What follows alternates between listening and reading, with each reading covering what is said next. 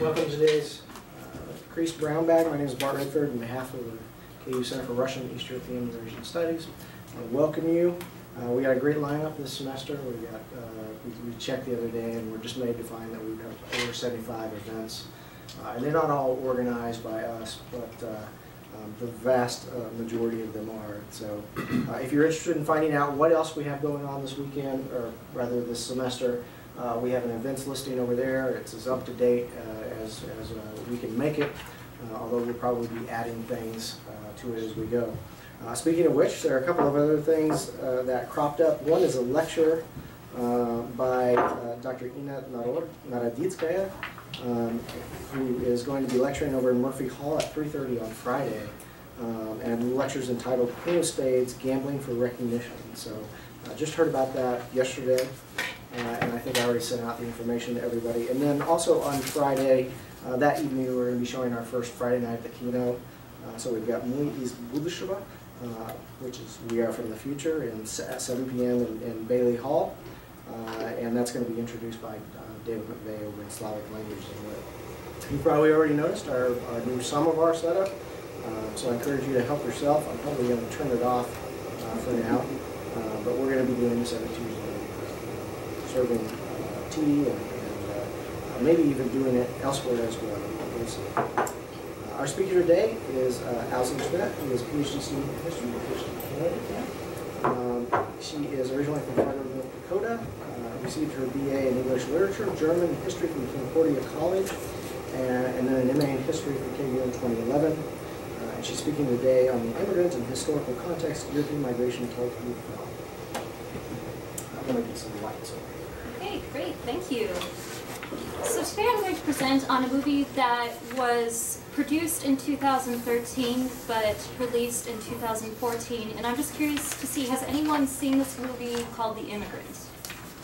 Okay, that's great. There's a reason why you haven't seen it, because it was extremely poorly marketed and now it's only available on Netflix, and I haven't seen it on Amazon or on DVD yet. So it's extremely limited, but I think it probably is one of the best films released in 2014, and I know there are a number of critics who agree with me on that as well. So what I thought I'd do, because I figured that most people haven't seen this film, would be to show the first 13 minutes of the film, and then give you some historical background on those first 13 minutes, or anything that you could infer from whatever happens during this segment of the film. What I would like to start with is just watching the video, and then I'll go into my PowerPoint presentation, and then I'll leave about 15 minutes or so for questions on the movie itself or on the historical context. So this movie is about Eastern Europeans coming to the United States, which is what my dissertation also is about, and this focuses on post-World War I immigration. So World War I is already over with, and we're starting with this new migration that's coming to the United States in about 1920, 1921.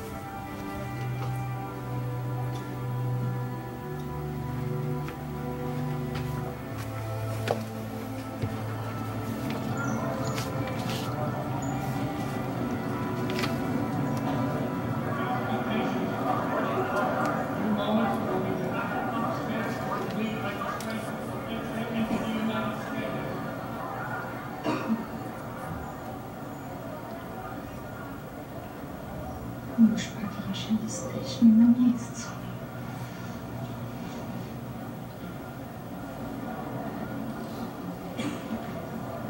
кашляла.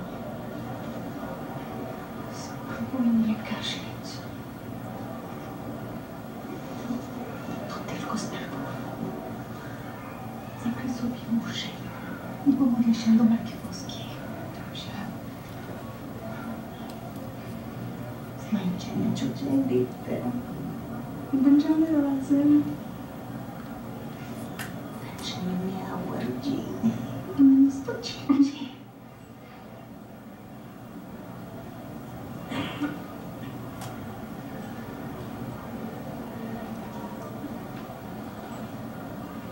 Step forward, please. Step forward.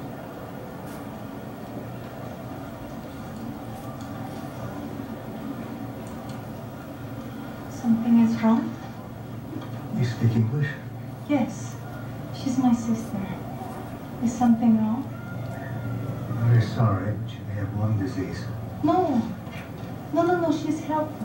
I am She nurse. has to be examined further. She could be contagious. No, she's healthy.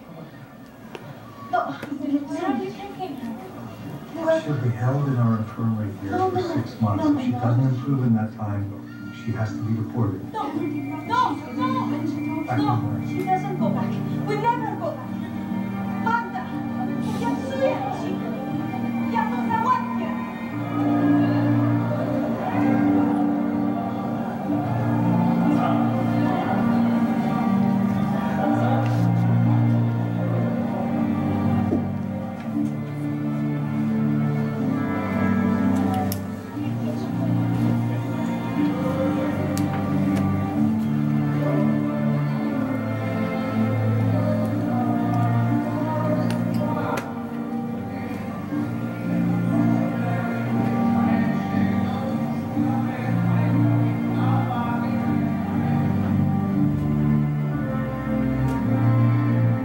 Welcome to the United States of America. Next.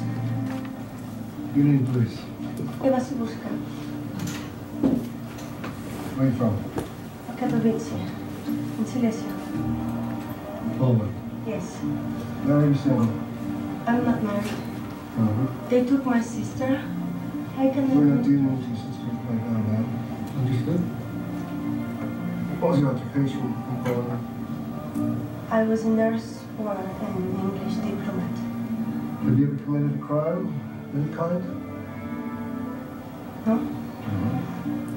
Please, where is the infirmary? Well, it says here on the manifest that you had a problem on the ship.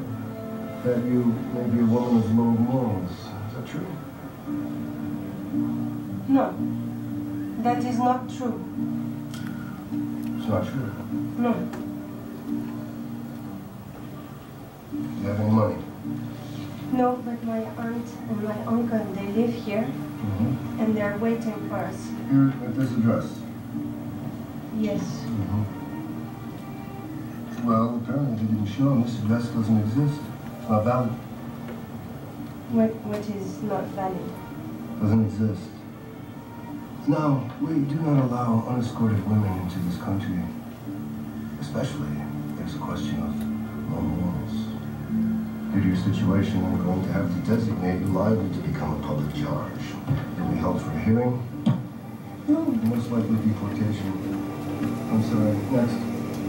Next. Next. Okay? Go. Very simple. You have any money?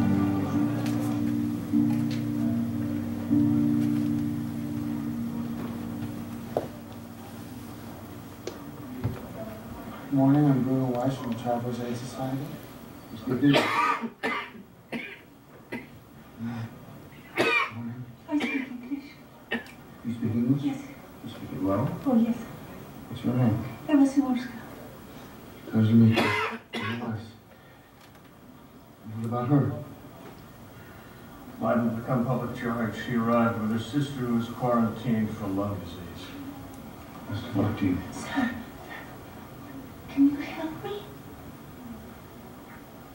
Ma'am, you're in the exclusion line. Yes. Did they explain to you what that meant? Yes. They're sending you back. No. I can work. You know congressmen. You talk to them. You've already been processed. The decision's been rendered. There's very little I can do. Please.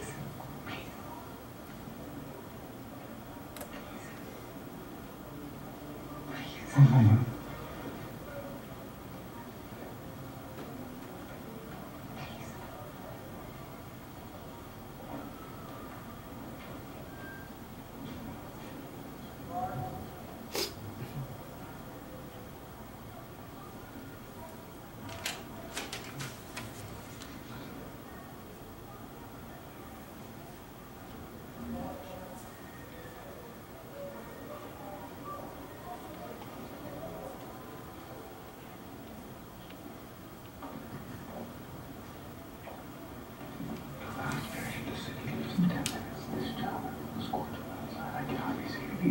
I will see you out there. Do you understand?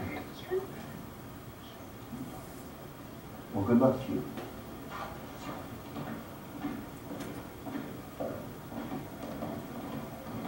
Step this way, please, ma'am.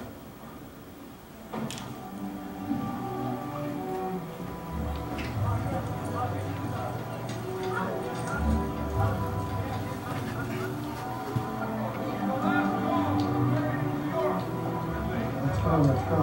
You're a very lucky lady. Good afternoon, Mr. Weiss. You just made it. Oh, thank you. There's room in the front.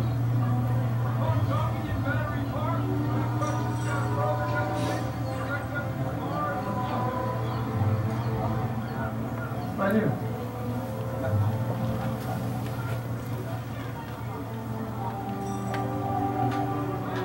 Smile. I have my sister here. Do not worry. We'll get the best medical care available. Do you have a place to stay? No. Do you know somewhere? Yeah, I know a place. If you'd like, I can take you there. Yes? Yes.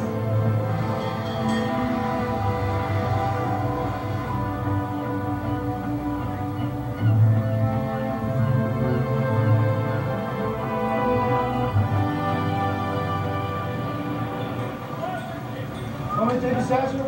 Yeah. Come on. Hey, what's up? I speak Yiddish. People here don't mess with me. Come on. Right here. What's up? Come on.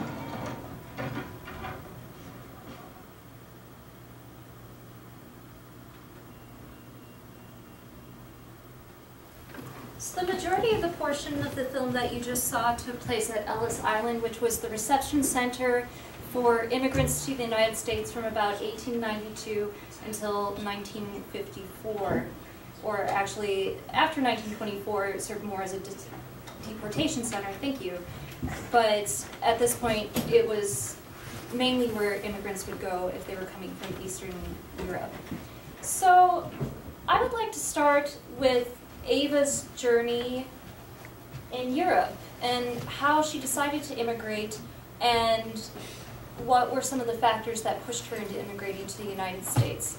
So Ava, played by Marion Cotillard, is described as Polish. She's described by other characters as Polish, if you will notice. And she came from a town in Silesia called Katowice.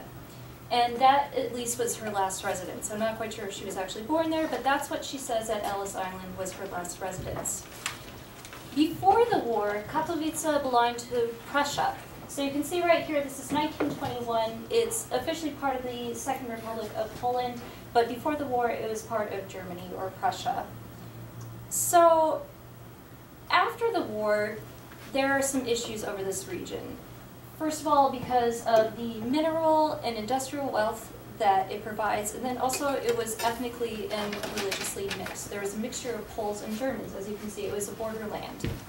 So there's quite a bit of contention going on between Germany and Poland, as with many borderlands in East Central Europe at this time. And in 1919, at the Treaty of Versailles, it was decided that Silesia would undergo a vote in 1921 to see whether they wanted to be part of Poland or Germany. So at this point in January 1921, Ava probably doesn't even know which nation state she probably belongs to. She knows that she's from Silesia and she comes from Katowice, but as far as identification as Polish, that's what they apply to her at Ellis Island.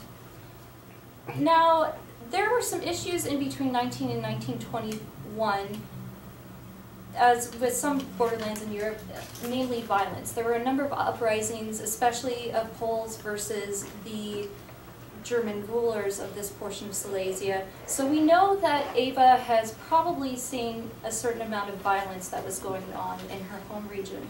And also, as you will find later on in the film, when she was a young girl, she actually watched her parents being killed in World War I. So we know that she comes from a background of violence. So, aside from trying to seek better economic opportunities in the New World, she's probably also trying to escape the chance of seeing another war or just any sort of outbreak of violence in her home state. She says that she was a nurse for an English diplomat, and that's how she learned English, and that is very possible because at that time there were a number of English and French commissions sent to Silesia to look at the population to decide, should this be part of Germany, should this be part of Poland? So it's very likely that's how she came into contact with English speakers and learned English. Now, her other reason for migrating is a phenomenon known as chain migration, where her aunt and uncle, likely who came to the United States before World War I, are now encouraging her to migrate to the United States, and so therefore it's following families or friends or just trying to connect with her past because she no longer has parents in Poland.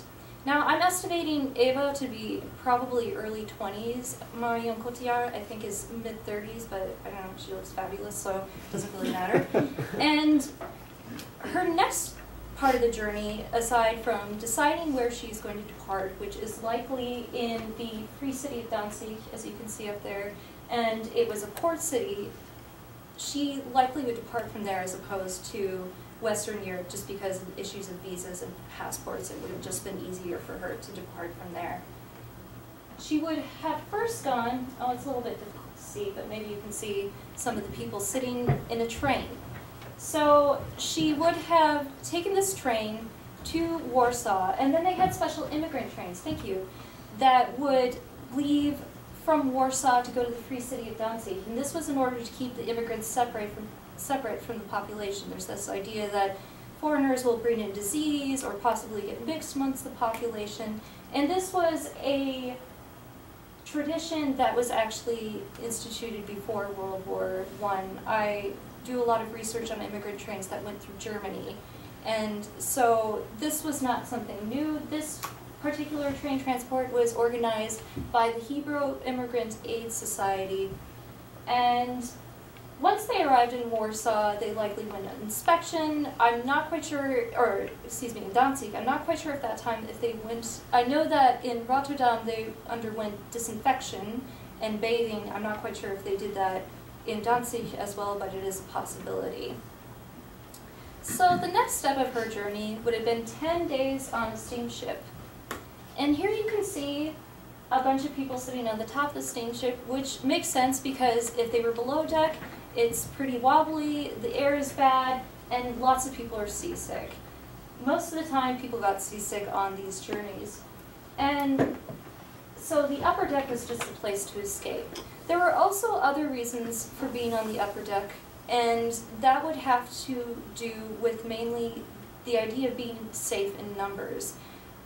What happened to Ava, as you will notice, when she was on the island, they said that she was a woman of low morals. So there had been a report on the ship that she was a woman of low morals. And though it could have been a possibility that she was indeed engaged in, that's code word for prostitute, engaged in prostitution, there were also incidents and reports of cultures or isolated incidents on ships where sexual assault was allowed and tolerated. For example, there is a segment from a report by the Dillingham Commission. So it was a number of Americans who were sent abroad to investigate the conditions of immigration from Eastern Europe. And this one American agent, disguised as a Bohemian named Anna Hackner, reports that women on the ship were being sexually assaulted. So not one young woman in steerage escaped attack. The writer herself was no exception. A hard, unexpected blow to the offender's face in the presence of a large crowd of men, an evident acquaintance with the stewardess, doctor, and other officers generally experienced in manners were all required to ward off further attacks. She does speak about some women who might have liked this sort of attention, but most of all, it was in very coercive acts that were going on this particular ship. She does, however, mention other ships where her German was perfectly fine, so it could have been just the culture of the ship, but there were incidences of sexual assault happening on steamships during mass migration. So already before she gets to Ellis Island, we know that some aspect of Ava's experience is going to be very gendered. In fact, her experience in this film, I would argue, is quite gendered. And so she arrives to this island called Ellis Island. And I think most of you have heard of Ellis Island. Yeah. It's pretty standard in textbooks, and it's pretty easy to point out. So you have south of Manhattan, this island, and then what the ships would do is they would go into New York harbors, so whether it's Brooklyn or around Manhattan, they would go to New York harbors, and then they would dock. And investigators would come on board, and they would look at the first class and second class passengers pretty superficially, and let them go, and they were allowed to go. After that, they would take the third class passengers on smaller boats and ferry them to the island. Now this was done partially so they could let the first class and second class passengers go first, and then also because the water was a little bit more shallow in that area, and so big steamers couldn't quite make it to that area. It's actually quite interesting about the island. Just a tangent. I was reading a memoir of a woman who was employed at the island. She actually wrote about two immigrants who tried to swim, or 2 or 3 immigrants who tried to swim from the island to shore. One was rescued, and I believe one was drowned because the waters are quite choppy if you've ever gone to visit the island. So they take these small boats to Ellis Island. Now Ellis Island, as we know it today, was set up in around 1900. There was a version of it in 1892, and it was completely made of wood, and it burned down. And they constructed this sort of French neoclassical Renaissance, very pretty structure, and they sent the immigrants to go there. So steerage class, they, as you saw before, they go off the ferries, they go under this awning, and then they enter the first floor of Ellis Island. And this is an area where they are inspected for health issues. So you could see that they had this line, and then there were some windows. I actually don't know if this portion was shot in Ellis Island, because there's a museum area and a gift shop, and I'm not quite sure if this portion was shot there, but it's a possibility. And they have someone at the beginning of the line who just looks to see if there's any obvious physical defects. If there's anyone who stands out as having some sort of disability or some obvious skin disease. They then have about halfway in the line someone known as the eye man. The man who comes around and looks at people's eyes and then takes a... I've heard 2 conflicting reports of this. Either he has this little instrument that he doesn't disinfect and then he just puts in everyone's eyes, and then some people said that he was quite careful about disinfecting, so I don't know, maybe they just met the wrong guy on the wrong day. But they looked especially for a disease called trachoma, which was quite prevalent at that time, which caused blindness. So at this point in the line you have Ava, and she's talking to her sister Magda, and Magda has what is probably tuberculosis or some sort of lung disease. And they can see her grimacing, they can see her coughing, and they go over and they inspect her, and they say, okay, she's going to have to be kept in quarantine, which is in a hospital portion of the island. I don't think you can see those portions today. They're actually part of hard hat tours, so which means they're probably not really safe areas at the moment. But she will be kept in quarantine until further notice. This is also quite costly to the relatives of immigrants who are kept there. So Ava has made it past medical inspection. She walks up the stairs, which you can do too at the museum. It's up the stairs into what is called the Oh, here we have inspection. So that's nice. Oh, I forgot to mention this. They also have, they were given at the harbors, each of them, a piece of paper that says the name of the ship that they were on, the steamship line, also their number in the manifest and their name. So you can see those are the numbers that they were wearing there. You have the registration area, which is where they actually shot this scene in Ellis Island. And so it's looked, you know, exactly like that, pretty much, except for certain structural changes. But you have this registration area where they're sort of based by ship, and so they organize them by that, and then they call them up to different lines. And they are given a number of questions, usually about 29, where they ask you things such as, what is your name, where are you from, when was the last place that you were from, which shipping line did you come from, what's your age and religion, etc., etc. And so if anyone had, most people in here have had sort of a visa experience or going through some sort of bureaucratic official to get permits to go into a certain country. And as a lot of you noticed, there are some rules that you go by and also some basic questions that they ask you, but it can also depend a lot on the mood of the person and just how they feel at that day. This guy was not having a very good day, or you'll find out later he might be slightly corrupt. So you have these questions, and he also mentioned something else that he sees in the manifest, that she was noted as having bad behavior on the ship, namely she was engaged in some sort of prostitution on the ship. They were actually told this at the New York harbors. Inspectors would ask people on the ship, do you have any people who look like anarchists, like criminals, like prostitutes? Are there extremely sick people? And then they would write down those names in the manifest. And in the end, after all these questions are answered, they would decide whether they would be deported or whether there would be a hearing, as Ava got, or if they would be allowed into the United States. Now, another question he asked her was, do you have an address you need to go to, or do you have any money? At this point in time, it's very suspect if single women are traveling alone, because there was a human trafficking business going on. There was prostitution going in between the United States and Europe. And so there was, of course, it was a problem in New York at the time, but then it's also a problem for single women who are traveling alone and they are not engaged in prostitution at all. And so you have Ava saying, well, I have an aunt and uncle who are supposed to meet me. He says this address is not valid and they're not there. So already Ava is suspect, and they've sent her into a line for a hearing.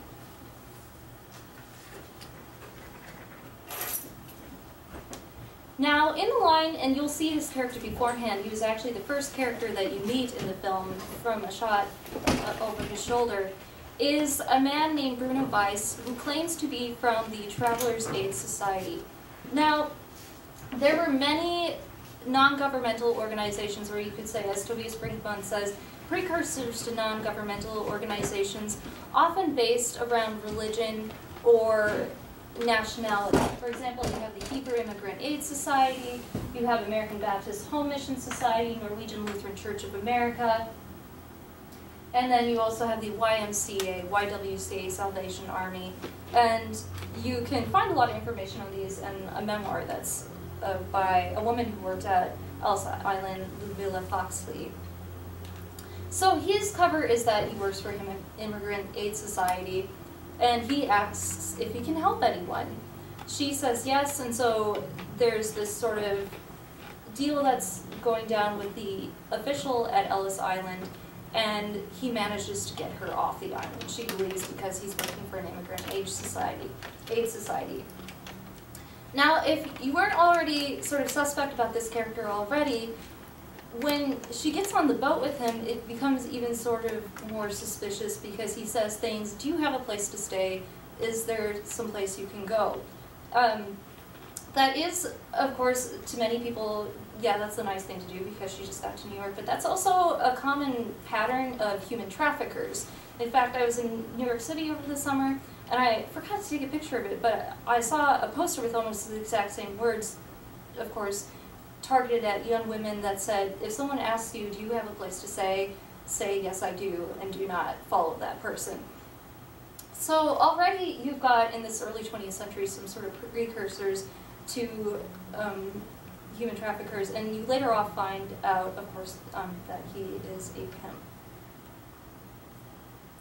So the last part that you saw, and it was pretty quick, so I just wanted to point this out, was Lower East Side Manhattan. And this is where a lot of immigrants who were fresh off the boat would end up going to. It is, so Manhattan Island, Lower East Side, it used to be called Little Germany in the late 19th century because the Germans were coming over to the United States at that time, and as immigrants do, they go to certain areas of the town, gravitated to that area. It was called Klein Deutschland. And then, after, you could say, the German immigrants had entered their second generation of migrants, you have Eastern Europeans coming over to the United States.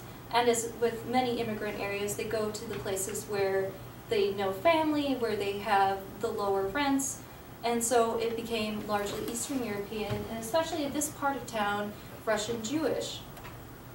You can actually hear him at one point in this say, I speak Yiddish here, no one messes with me. So in cultural memory, and also at the time, there was quite a bit of Russian Jewish identity with that. And then also, I unfortunately have not seen Once Upon a Time in America or The Second Godfather. I think it's also featured in those two movies too. Unfortunately, I haven't gotten to those yet, but it would be interesting to compare them. So we now have a Polish immigrant who's come to the United States in 1921. She has a sister on the island, so she doesn't want to leave New York City. And then also she doesn't think that her aunt and uncle are she doesn't believe that they are available. Either they have moved or they just don't want her. And then she runs into a man who promises her some place to stay and some place to live and eat. But it also becomes sort of a small snowball effect. He promises her some place that she could work. She goes there. She runs into some trouble with him. He says, you're not going to make enough money unless you join my burlesque. She joins the burlesque, and it just sort of slides down into eventual prostitution. So I'm not going to give too much of the film away. There does show up later Bruno's cousin named Orlando the Magician, which it sounds kind of kooky, but it works out. It's Jeremy Renner. And so then ends up being sort of this love triangle amongst the three, and then that shifts in the third act. So I'd like to leave, actually, quite a lot of time for discussion on this. I'd just like to say thank you, Chris, for giving me so much support over the last 5 years. It's been a great support system for being here at KU. I'd also like to thank Ellis Island, Columbia Library, and our staff for helping me out getting there. And also, if you want to also talk about the aesthetic portion of the film, I'm also interested in that, but mainly questions on the immigration process to the United States, or perhaps just the fate of this film and why it hasn't been very well marketed or shown.